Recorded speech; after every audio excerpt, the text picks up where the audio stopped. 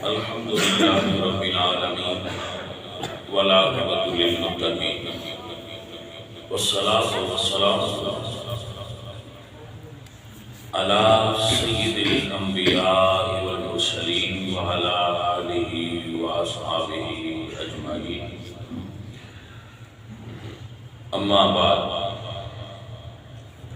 فأعوذ بالله من الشيطان الرجيم. بسم الله الرحمن الرحيم. إن الله وملائكته يصلون على النبي يا أيها الذين آمنوا صلوا عليه وسلموا تسليما. صلاة والسلام عليك يا رسول الله وعلى آلك وأصحابك يا حبيب الله.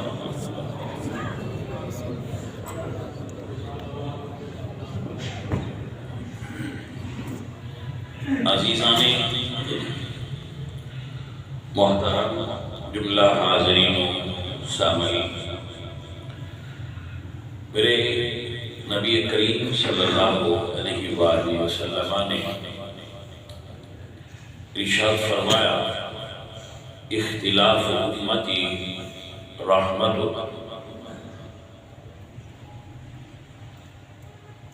آراء کا مختلف ہونا، رائے کا اختلاف رحمت ہے. رائے کا اختلاف رحمت ہوتا ہے. اور یہ علم والوں کے علم کا امتحان ہوتا ہے. بندے کے اصل علم کا اور شخصیت کا پتہ ہی اس وقت چلتا ہے جب اس سے اختلاف کیا جائے.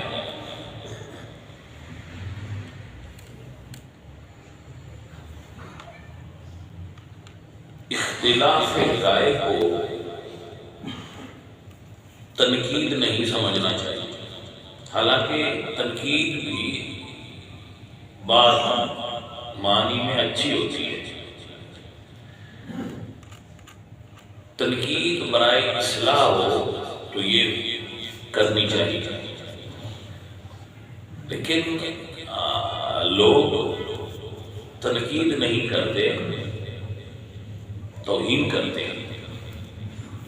تنقید کرنا عالم کا، بڑے کا، باپ ہے، ماں ہے، بہن ہے، بڑا بھائی ہے، تو وہ ہمارے کسی کام پر تنقید کرتا ہے، یا ہم سے زیادہ پڑھا لکھا ہے تو وہ ہمارے کسی پہلو کی اصلاح کرتے ہوئے اس پر نقد کرتا ہے، تنقید کرتا ہے، تو یہ اس کا رائٹ ہے. لیکن تنقید کرنے والے کی نیت اصلاح کی ہونی چاہیے، نہ کہ توہین کرنے کی. تو اکثر لوگ تنقید دوسروں کو نیچا دکھانے کے لیے اور دوسروں کی توہین کرنے کے لیے تنقید کرتے ہیں، اور وہ غلط تنقید ہوتی ہے. تنقید برائے اصلاح ہوتی ہے. تو جو اختلاف رائے ہے، آراء کا مختلف ہونا، اس کو بے ادبی نہیں سمجھنا چاہیے کہ فلاں آدمی میری رائے سے اختلاف رکھتا ہے تو یہ بے ادب ہے. جبکہ اگر جو لوگ اپنے آپ کو عقل کل سمجھتے ہیں، وہ کسی کو اختلاف کی اجازت ہی نہیں دیتے. جبکہ ایسا معاملہ تو اللہ نے اپنے لیے بھی پسند نہیں کیا. مثلا جو قادر مطلق ہے، ساری کائنات کا خالق ہے اللہ، میرے رب نے فرشتوں سے کہا، فرشتوں انی جاعل فی الارض خلیفہ، میں زمین میں اپنا ایک نائب بنانے والا ہوں. تو مشورہ طلب کیا تو فرشتوں نے کہا، الہی یہ جو بندہ نائب خلیفہ آپ بنانا چاہتے ہیں، یسفک الدماء، یہ خون بہائے گا. انہوں نے دلیل دی نہ بنانے کی، اور اللہ کو یہ اپنا نقطہ نظر پیش کیا جو اللہ تعالیٰ کی منشا کے خلاف تھا، اور کہا نحن نسبح بحمدک ونقدس لک، مالک ہم ہیں نا تیری تسبیح کرنے والے، ہم عبادت بھی کریں گے، تسبیح بھی کریں گے، یہ بندہ بنانے کی ضرورت نہیں ہے. تو منشائے الہی تو بنانے کی تھی، کیونکہ کہا نا انی جاعل فی الارض خلیفہ، میں تو زمین میں خلیفہ بنانے والا ہوں، تو انہوں نے کہا نہ بنائیے، یہ خون ریزی کرے گا۔ اگر آپ کو فقط تسبیح کرنے والے درکار ہیں تو نحن نسبح بحمدک، ہم ہیں نا تسبیح کرنے والے، تو اس کو نہ بنائیے، یہ خون ریزی کرے گا، یہ زمین میں فساد بپا کرے گا، یہ زمین پر۔ تو فرشتوں نے اللہ تعالیٰ کی منشا کے خلاف اپنی رائے دی، تو رب ذوالجلال ان پہ ناراض نہیں ہوا۔ جن سے رائے طلب کی جائے پھر ان سے ناراض تو نہیں نہ ہوتے کہ بھئی تم میرے خلاف چلتے ہو۔ تو جب آراء مختلف ہوتی ہیں، ایک بات مختلف اذہان اور سمجھدار لوگوں کے ذہن سے گزر جاتی ہے تو وہ بات پختہ ہو جاتی ہے، اس میں صلابت آ جاتی ہے، اس میں پختگی آ جاتی ہے، اور وہ اس کے اندر موجود خامیاں نکل جاتی ہیں اور صاف بات نکھر کر الگ ہو جاتی ہے۔ تو اس لیے اللہ کے محبوب فرماتے ہیں، اور اللہ فرماتے ہیں شاورہم فی الامر وامرہم شورا بینہم، کہ اپنے معاملات کو مشورہ سے حل کرو، اور مشورہ اگر کوئی دے تو اس کا سننا چاہیے، اس کو اپنی منشا کی مخالفت نہ سمجھا جائے۔ اگر سارے لوگ آپ کی آراء پر یس کرنے والے ہوں گے تو پھر اس کا مطلب ہے کہ آپ سیدھی راہ پر نہیں ہیں، کیونکہ آپ غلط کہیں گے وہ یس کرتے جائیں گے۔ تو اس وقت تک آپ کا معاملہ درست رہے گا جب تک آپ کے دوستوں میں ایسے لوگ موجود ہوں جو آپ کے غلط کو غلط کہہ سکیں، بھئی یہ غلط ہے اور یہ ٹھیک ہے۔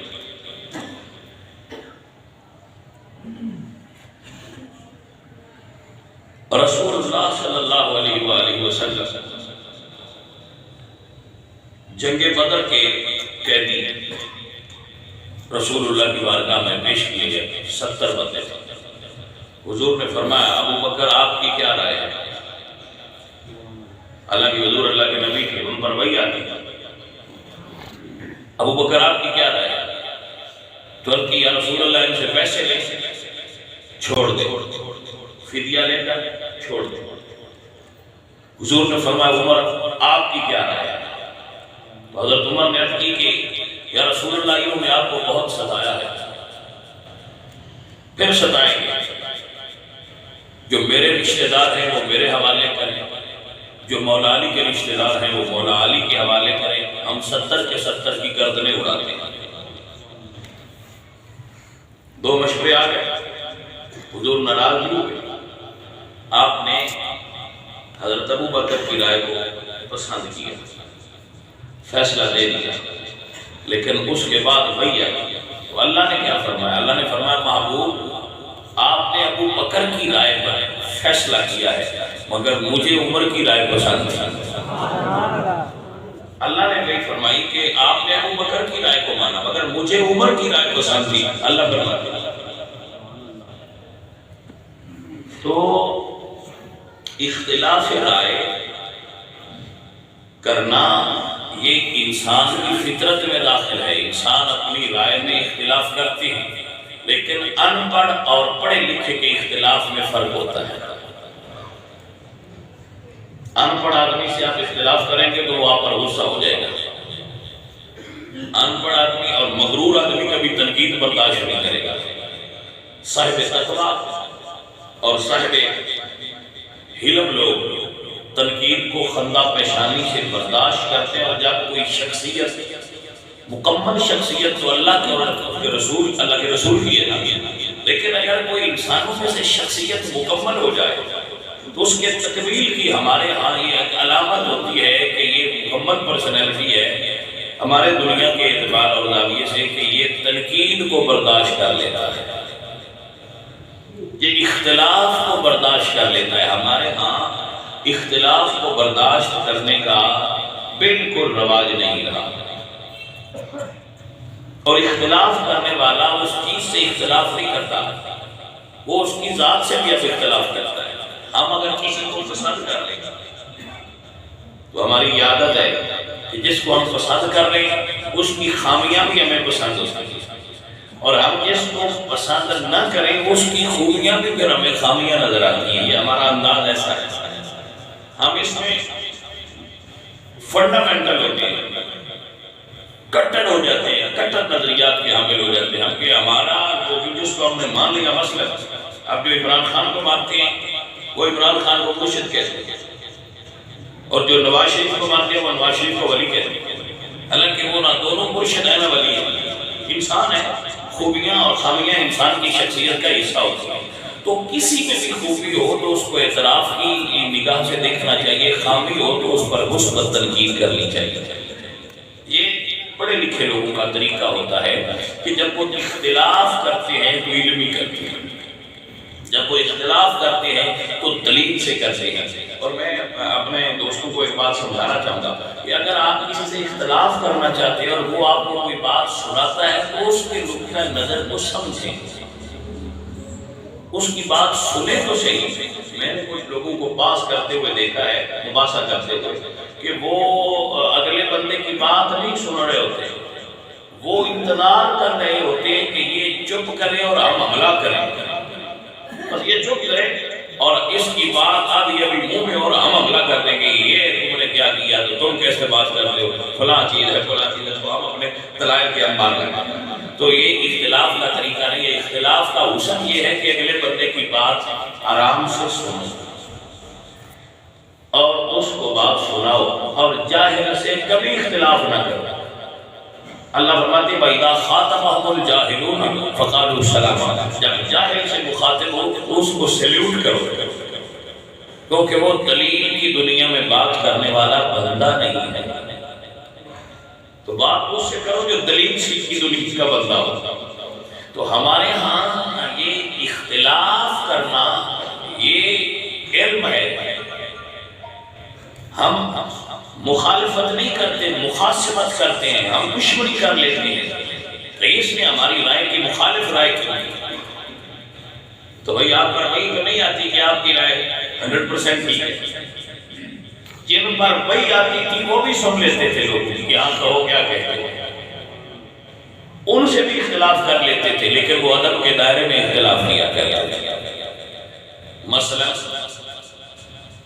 رسول اللہ سرکار غزوہ تبوک سے واپس آ رہے تو لوگوں نے عرض کی کہ حضرت سرکار بھوک ہے تو ہمارے پاس کھانا نہیں ہے، تو اگر آپ حکم دیں تو اونٹ ذبح کر لیں. فرمایا کر لو. لوگوں نے اونٹ لٹا لی تو حضرت عمر آئے تو آپ نے فرمایا کہ کیوں اونٹ لٹا رہے، کہا ذبح کرنے لگے. تو آپ نے فرمایا نہ کرو، اونٹ ذبح نہ کرو. تو انہوں نے کہا عمر رسول اللہ نے اجازت دے دی ہے، تم کون ہو؟ کہا ٹھہرو، ایک بار مجھے حضور سے پھر بات کر لینا. تو یہ ہے سبق سیرت نبوی سے. اب رسول اللہ نے یہ نہیں کہا کہ میں نے ایک بار فرما دیا ہے کہ ذبح کر دو تو اب کرنا چاہیے. آپ نے فرمایا عمر بتا کیوں ذبح نہ کریں، اس کی دلیل کیا ہے تیرے پاس؟ تو حضرت عمر نے کہا کہ یہ جو اونٹ ہیں ان پر ہمارا بوجھ ہے، ریگستانی علاقہ ہے، صحرا کا سفر ہے، اگر اونٹ ذبح کر کے لوگ کھا گئے تو ہمارا بوجھ اٹھا کر مدینے کو ہم لے جائیں گے. تو حضور نے فرمایا عمر ٹھیک کہتا ہے، اس کی رائے کو مان لو اور جو پہلے میں نے حکم دیا تھا اس کو واپس دے دو.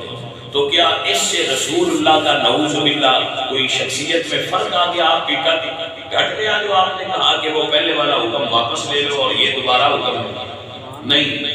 حضور ہی تھے. بڑا ہی ہوتا ہے، بڑا آدمی ہوتا ہے، وہ کبھی چھوٹا نہیں ہوتا. اور اپنی رائے کو بدلنا، یہ پتھر ہے جو اپنی جگہ نہیں بدلتے. انسان اپنی آراء بدلتا رہتا ہے، انسان کی آراء مختلف ہوتی رہتی ہے. پتھر نہیں بدلتے، انسان بدلتے ہیں. تو رائے پر کبھی جلوس کاری نہ کرے کہ میں نے یہ بات کر دی ہے اب چاہے غلط ہے میں اس پر ڈٹا رہوں گا. یہ بھی دھیان رکھیں، غلط بات پر کبھی نہ ڈٹو اور اپنی غلطی کو فوراً تسلیم کر لینا یہ بڑے لوگوں کی نشانی ہوتی ہے. حالانکہ حضور غلطی نہیں کرتے، یہ نہ کوئی سمجھے کہ حضور نے غلط حکم دیا تھا، وہ ہو جاتا تو وہ بھی ٹھیک تھا. حضور کے بارے میں ہم یہ کہتے ہیں کہ حضور اگر دو میں سے ایک کو کریں تو دو بہترین میں سے ایک زیادہ بہتر ہوتا ہے. حضور کے بارے میں یہ عقیدہ رکھا.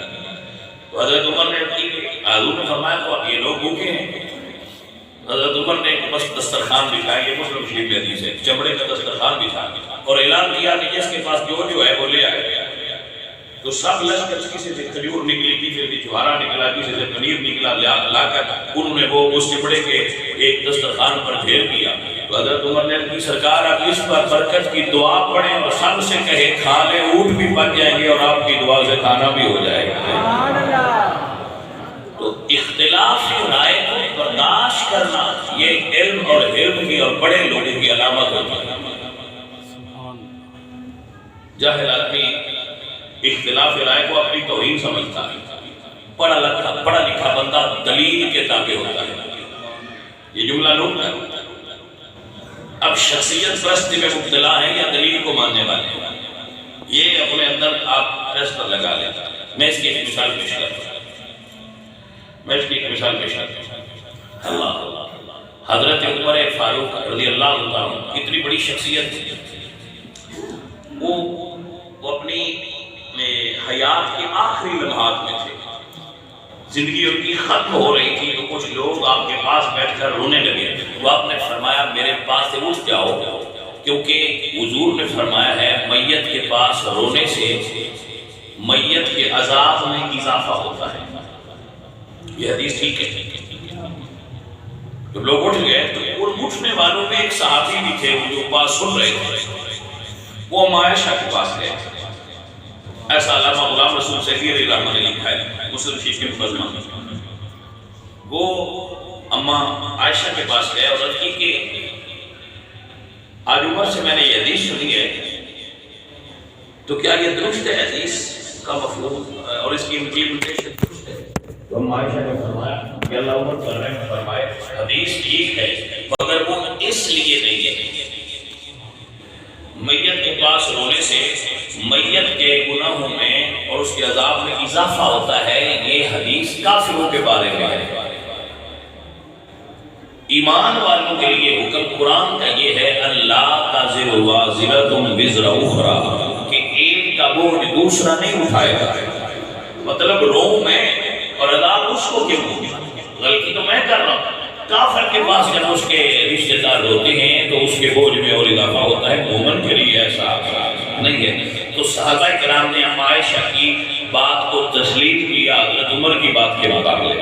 حالانکہ حضرت عمر بڑے تھے لیکن حضرت عائشہ کی بات تسلیم کیوں کی گئی؟ کیونکہ وہاں اللہ کے قرآن کی آیت بطور دلیل موجود تھی کہ ایک کا بوجھ دوسرے پر نہیں ڈالا جاتا. لیس للانسان الا ما سعی، انسان کے لیے وہ ہے جس کی وہ خود کوشش کرتا ہے. گناہ ایک کرے تو دوسرے پر اس کا بوجھ نہیں ڈالا جائے گا. تو اختلاف کرنا اور اختلاف کو قبول کرنا یہ اہل علم کا طریقہ ہے اور ہمارے اسلاف اختلاف کیا کرتے تھے. صحابہ کرام کے درمیان فقہی مسائل میں جزیات میں اور فروعات میں اختلاف تھا.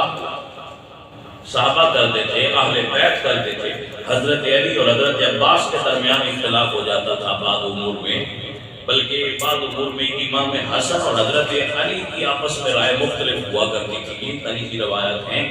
اور صحابہ کرام کی آپس میں آراء مختلف ہوتی تھی. تو ائمہ کی آپس میں آراء مختلف ہیں. اگر آراء مختلف نہ ہوتی تو شافعی، حنبلی، مالکی، حنفی یہ فقہی جو مذاہب ہیں یہ وجود میں نہ آتے.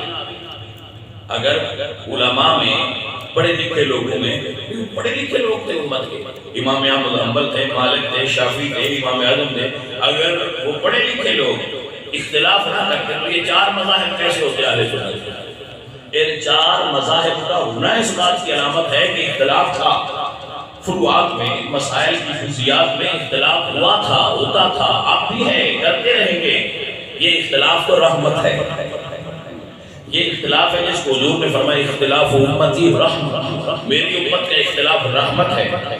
تو وہ اختلاف تھا علمی،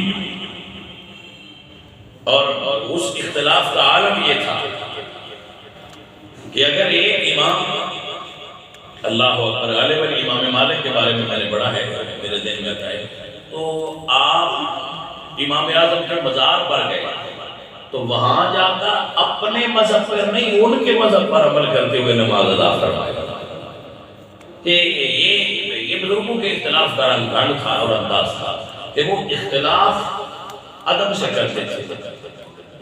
ہم تنقید اور اختلاف کرتے ہیں اگلے بندے کی توہین کرنے کے لیے۔ ہم پہلے کہتے ہیں تو جاہل ہے، یہ پتہ نہیں ہے یہ بات یوں نہیں کیوں ہے، بھائی آپ نے جاہل کی ڈگری تو پہلے جاری کر دی، اب آپ کی اچھی بات تھی وہ قبول نہیں کرے گا۔ تو اگلے بزرگوں کے بارے میں سنا ہے کہ ایک بزرگ تھے، بڑے داڑھی والے تھے اور بڑے ماشاءاللہ عمر رسیدہ تھے، وہ وضو فرما رہے تھے تو ان کا وضو غلط تھا۔ تو ایک نوجوان پڑھا لکھا تھا، اب اس نے یہ نہیں کہا کہ بابا جی آپ وضو غلط کر دیں، اس نے کہا بابا جی میں وضو کرتا ہوں، آپ بڑی عمر والے ہیں، ذرا دیکھ کے بتائیے گا میں نے وضو غلط تو نہیں کیا کہ۔ اب جب انہوں نے وضو کیا تو وہ جو بزرگ تھے انہوں نے کہا یار مجھے لگتا ہے تو ٹھیک کر رہا تھا، میں نے غلط کیا ہوا، چلے آج سے میں اپنی اصلاح کر لیتا۔ تو یہ ہے اصول تنقید کہ مقصد اگلے بندے کی اصلاح ہے۔ تو اختلاف رائے انسانوں میں پایا جاتا ہے، انسان کی فطرت میں داخل ہے کہ ان کی آراء مختلف ہوتی ہے، اور یہ رحمت ہے، یہ اللہ کی عطا ہے آراء کا مختلف ہونا۔